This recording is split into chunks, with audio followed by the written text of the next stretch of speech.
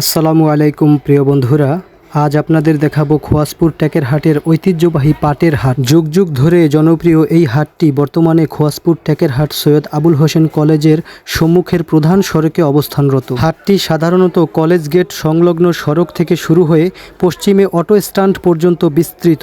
ভোর রাত থেকে শুরু হয়ে সকাল 7টার মধ্যেই শেষ হয় এই পাটের হাট। খোয়াজপুর ইউনিয়নে বসবাসরত সকল গৃহস্থের পাট এই বাজারে চলে আসে। সপ্তাহের শনিবার ও বুধবার এই 2 দিন হাট মিলে থাকে এখানে।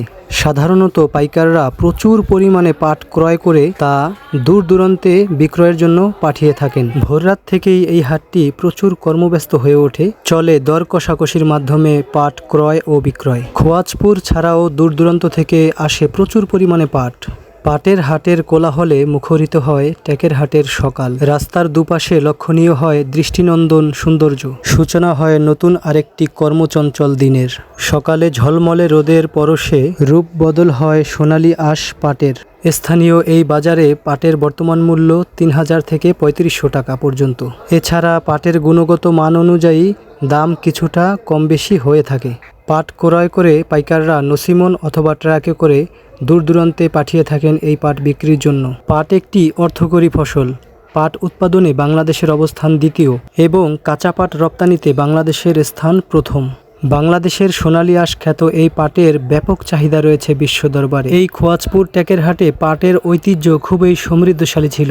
প্রাচীন আমলে এই পাটের হাটটি একদম ভিন্ন রকম ছিল। তখন সড়ক পথের যোগাযোগ ব্যবস্থা এত উন্নত ছিল না। মাদারীপুর শরীয়তপুর জেলা সংযুক্তকারী এই ব্রিজটি তখন ছিল লোহার, আর এই ব্রিজের নিচে নদীর মধ্যেই মিলানো হতো ট্যাকের হাটের ঐতিহ্যবাহী দৃষ্টিনন্দন পাটের হাট। প্রাচীনকালে সেই ভাসমান পাটের হাট দেখে চোখ জুড়িয়ে যেত সবার। খুবই মায়াময় এবং অসাধারণ ছিল সেই চিত্র। নৌকা এবং ট্রলারে করেই ক্রয় বিক্রয় হতো পাটের। সোনালী অতীতের সেই দিনগুলো এখনও অনেকের মনে নাড়া দিয়ে থাকে। তখনকার দিনে পাটের হাটটি নদীর ঘাটে খুবই জাঁকজমকপূর্ণ ছিল।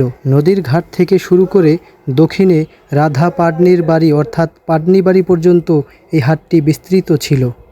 এর পাশাপাশি উত্তরে স্বনামধন্য ব্যক্তিত্ব মরহুম কালাচান মৃধার বাড়ি পর্যন্ত এই পাটের হাটটি বিস্তৃত ছিল। তখনকার ট্যাকের হাটের চিত্র ছিল একদমই বৈচিত্র্যপূর্ণ।